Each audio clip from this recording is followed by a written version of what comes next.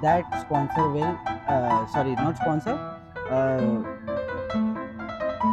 के साथ कुछ कुछ चीज़ों पे काम कर रहे हैं जैसे हेलो नमस्ते सत श्री अकाल केम छो की आए हो guys welcome to our channel Mr and Mrs Bajaj hi this is Hardik Bajaj and myself Urvashi Bajaj. तो आज का हमारा टॉपिक है जीटीई प्रोसेस का जो डॉक्यूमेंट्स होते हैं और वीज़ा प्रोसेस के जो डॉक्यूमेंट्स होते हैं उस बारे में। तो सबसे पहला स्टेप होता है, अगर आपको यूनिवर्सिटी में एडमिशन लेना है तो ऑब्वियसली आपको पहले एप्लीकेशन फिल करना होगा, जो इंटरनेशनल स्टूडेंट का एप्लीकेशन फॉर्म रहता है। उसके अंदर आपको सारी डिटेल्स अपनी फिल करनी होगी और उसके साथ जो डॉक्यूमेंट्स लगते हैं जैसे कि 10th की और 12th की मार्कशीट्स, उसके सर्टिफिकेट्स, और अगर आप ग्रेजुएटेड हो तो आपकी बैचलर्स की जो मार्कशीट होती है और जो सर्टिफिकेट्स होते हैं। और एडिशनली अगर आपने कोई एक्सटर्नल सर्टिफाइड कोर्स किए हो जो वैलिड हो, आप वो भी साथ में अटैच कर सकते हैं। उससे आपका और ज़्यादा क्लैरिफिकेशन मिलेगा कि आप कितने ज़्यादा उस चीज़ में इंडल्ज होना चाहते हैं, उस मास्टर्स में या उस डिग्री में कितना ज़्यादा आप अपना प्रेजेंस देना चाहते हैं। एंड ट्रिपल एसक्यू फॉर्म आपको ऑनलाइन फिलअप करना पड़ेगा जैसे ग्रिफिथ का ऑनलाइन फिलअप किया था ट्रिपल एसक्यू फॉर्म और एसओपी भी देनी पड़ेगी आपको triple SQ form is like student study question और something like that it's full form is that so और जैसे आपको अपने कोई कोर्स किया है आफ्टर योर बैचलर्स तो आपको वो भी सर्टिफिकेट आपको ऐड करने होंगे साथ में कि जो ऑब्वियसली अच्छे सर्टिफिकेट्स हो अच्छा कोई कोर्स किया हो तो उसका और समथिंग रिलेटेड टू दैट अभी आपको आपका ये सब सबमिट करने के बावजूद आपको आपका गैप जस्टिफाई करना है और आपका जैसे सपोज आपने 2014 में आपने अपनी स्टडीज़ पूरी की है तो आपने 2014 के बाद आपने क्या क्या किया है कौन सी जॉब की है तो वो उसके सर्टिफिकेट्स लगाने होंगे अगर कोई कोर्स किया है तो और अगर आपने जॉब की है फील्ड रिलेटेड तो आपने उसके पे स्लिप्स लगाने हैं या अपने एक्सपीरियंस सर्टिफिकेट साथ में लगाने हैं और बैंक स्टेटमेंट भी सेम डेट तक के जब तक आप अप्लाई कर रहे हैं तब तक के और ये चीज़ आपकी पे आपको आपके बैंक स्टेटमेंट में आपको जब तक आपका वीज़ा नहीं आता तब तक आपको कंटिन्यूस आपके उसमें आनी चाहिए ये और उसके बावजूद आपको अपडेटेड बैंक स्टेटमेंट देने होते हैं और वो जो भी स्पॉन्सर्स हैं तो उनके आपको अपडेटेड बैंक स्टेटमेंट देने होते हैं और क्योंकि ये हमारा सेल्फ फंडिंग केस था तो इसीलिए हमारे फैमिली के मेरी फैमिली के जो भी हमने स्पॉन्सर्स दिखाए थे वो बैंक स्टेटमेंट हमने उनके दिए थे और अगर आपका लोन है तो आपको सैंक्शन लेटर देना रहता है और ये रिलेटेड डॉक्यूमेंट्स और बाद में फिर आपको जब फ्यूचर में आपको जब आपका प्रोसीजर आगे बढ़ता है तो आपको फिर डिसबर्समेंट लेटर वो सब की भी बाद में ज़रूरत पड़ेगी इसमें नहीं फिलहाल सैंक्शन लेटर चल जाएगा इसमें और एक और डॉक्यूमेंट जो सबसे इम्पोर्टेंट होता है इन सब के साथ, दो वो है आईएल्स का टीआरएफ।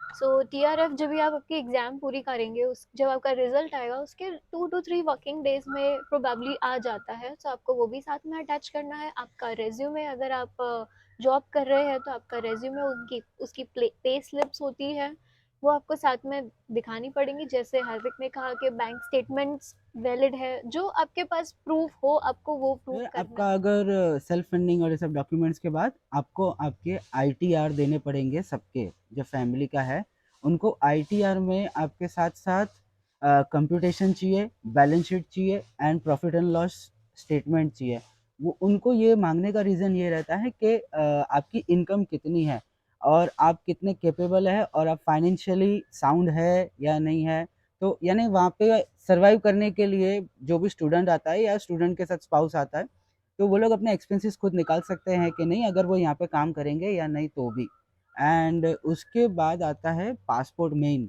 आपको पासपोर्ट चाहिए रहेगा स्टूडेंट और स्पाउस का जैसे हमारा स्पाउस के साथ केस था पासपोर्ट की कॉपी आपको देनी पड़ती है दोनों की स्टूडेंट और स्पाउस की और ये आपका पूरे जो कलर्ड जेरोक्स चाहिए होता है आपको आपके काउंसलर को देना रहता है वो अपने पास रखते हैं ऑल 36 पेजेस एंड आपका ज़्यादा पेज वाला है तो ज़्यादा पेजेस जितना है टोटल स्टार्टिंग से लेकर एंड तक आपको पूरे जेरोक्स करवा के कलर जेरोक्स करा के देनी रहती है और एक आध आपको अपने पास भी आओगे तो 2-3 कॉपी आप अपने साथ रख सकते हो कि आपका ब्लैक एंड वाइट चाहिए या कलर वो आपके ऊपर है और सिर्फ प्रेजेंट पासपोर्ट नहीं, आपके जो प्रीवियस पासपोर्ट्स है जिनकी वैलिडिटी खत्म हो गई, आपको वो भी साथ में जेरोक्स करवा के उनकी फोटोकॉपी निकाल के आपको अटैच करवाना होगा उसमें।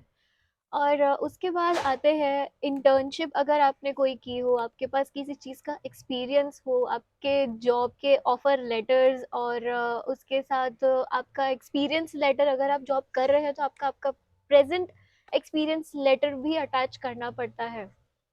और जैसे हमने ये सब डॉक्यूमेंट्स दे दिया आईटीआर सब, उसके बाद आता है फंड्स आते हैं उसमें। तो वो जब फंड्स वेरीफाई कराने रहते हैं, हमारा सेल्फ फंडिंग था, तो हमको बैंक के दोनों स्टेटमेंट सॉरी विजिटिंग कार्ड्स देने थे। हमारे 2 बैंक थे, तो हमने 2 बैंक के दोनों के विजिटिंग कार्ड्स दिए थे, और वो आपको प्रोवाइड करने रहते हैं आपके काउंसलर को, और वो लोग अपलोड करते हैं। तो वो बैंक इसलिए विजिटिंग कार्ड लेते हैं, वहाँ का अकाउंट मैनेजर हो या मेन मैनेजर हो, जो भी वेरीफाई कर सके, उनकी ईमेल आईडी रहती है। वो बाय चांस यूनिवर्सिटी के हाथ में रहता है कि वो करती है या नहीं करती वेरीफाई, उनके हाथ में रहता है। अगर उनको सब अच्छा लगता है तो वो शायद नहीं भी करती है, और आपका अगर समझ नहीं आ रहा है तो आपके साथ वेरीफाई कराएगी और वो बैंक के साथ कंफर्म करेगी। सो अगला डॉक्यूमेंट होता है मैरिज सर्टिफिकेट। अगर आपकी मैरिज हो गई है तो आपका ज़रूरी नहीं है कि जिस दिन आपने मैरिज किया उसी दिन का रजिस्ट्रेशन चाहिए। अगर आपका अभी तक रजिस्ट्रेशन रेडी नहीं है, मैरिज सर्टिफिकेट रेडी नहीं है, तो आप रजिस्ट्रेशन जाने से पहले भी करवा सकते हो। जब भी आपको अपना डॉक्यूमेंट वहाँ सबमिट करना है, इट्स नॉट नेसेसरी कि आपने जब रजिस्टर करा है उसकी डेट अलग होती है, और जब भी आपने अपना मैरिज किया होता है उसकी डेट भी अलग होती है। उसके बाद आता है आपका proof of relation with the sponsor. आपके जो स्पॉन्सर है, सपोज हमारे केस में थे मेरे मदर फादर और मैं, तो हम लोग में जैसे proof of relation with sponsor मेरे साथ और स्टूडेंट के साथ वो दोनों डालने पड़ते हैं। जैसे मेरा स्पॉन्सर में मेरे आईडी प्रूफ्स, पान कार्ड लगे थे, आधार कार्ड लगे थे, पासपोर्ट फ्रंट एंड बैक जो पेज रहता है वो सब लगे थे। जैसे मेरे मम्मी और पापा के, उनके भी यही सेम डॉक्यूमेंट्स लगे थे, जैसे ये जो रिक्वायर्ड तो है। अगला डॉक्यूमेंट इसमें चाहिए होता है स्पाउस का। अगर आपका स्पाउस है तो वो क्या काम करते हैं, अगर उनका बिजनेस है तो उनका करंट अकाउंट डिटेल्स, और अगर वो जॉब करते हैं तो उस जॉब की जो अकाउंट डिटेल्स है, उसकी पे स्लिप्स है, वो रिक्वायर्ड होती है। और जॉब के उसके अलावा होता है एक्सपीरियंस लेटर, जो करंट एक्सपीरियंस होता है वो। उसके बाद लेटर ऑफ रिकमेंडेशन, जो सब आपको आपकी कंपनी के थ्रू लेना है आपके स्पाउस के लिए।